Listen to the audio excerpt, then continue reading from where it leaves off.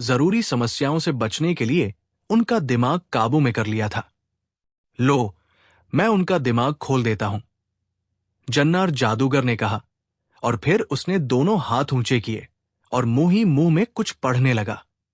काफी देर पढ़ने के बाद उसने गोलाई की सूरत में दोनों हाथों को हवा में घुमाना शुरू कर दिया।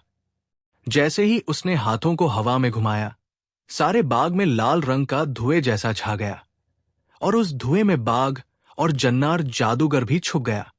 जन्नार जादूगर की आवाज सुनाई दी, अच्छा मनमोती मैना, मैं जा रहा हूं। मैंने बाग के चारों ओर घेरा कायम कर दिया है और राजा और रानी के दिमाग आजाद कर दिए हैं। अब मैं तीसरे दिन वापस आ जाऊंगा, जब मैंने राजा की भेंट देनी होगी। तुम अपनी कोशिश आज से शुरू कर दो, जन्नार जादूगर ने कहा। और फिर मैना को यूं महसूस हुआ जैसे जन्नार जादूगर भी धुआं बनकर लाल रंग के धुएं में मिल गया हो। मैना उड़कर पास के पेड़ की शाखा पर बैठ गई और धुआं छंटने का इंतजार करने लगी। थोड़ी देर बाद धुआं छंट गया तो मैना ने देखा कि थोड़ी दूर एक झुंड के नीचे राजा और रानी दोनों बेहोश पड़े हैं। मैना उड़कर उस पेड़ की सबसे निचली शाखा पर बैठ गई और दोनों के होश में आने का इंतजार करने लगी। धुआं छंटा और सबसे पहले रानी होश में आ गई। मैना पेड़ पर शांति से बैठी उन्हें देखती रही। रानी ने होश में आते ही राजा को भी झकझोर कर जगा दिया। मालिक उठिए, मालिक उठिए, देखिए हम कहाँ हैं?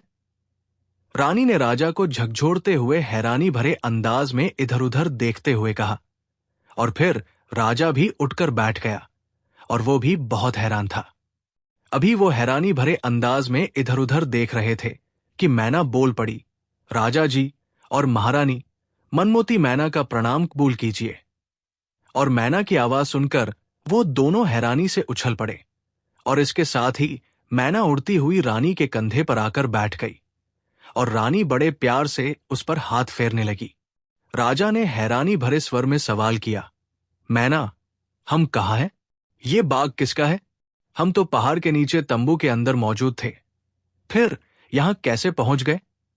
और फिर मैना ने अब तक के तमाम हाल उन्हें विस्तार से सुनाए कि किस तरह उसने जन्नार जादूगर को मीठी बातों से बहला फुसलाकर उनके दिमाग जादू से आजाद कराए हैं, और किस तरह वो उस पर भरोसा करने लगा है। जब मैना ने बताया कि 3 दिन बाद जन्नार जादूगर राजा को भेंट चढ़ाने का इरादा रखता है, तो रानी बुरी तरह रोने लगी। राजा ने बेचैन होकर कहा, अरे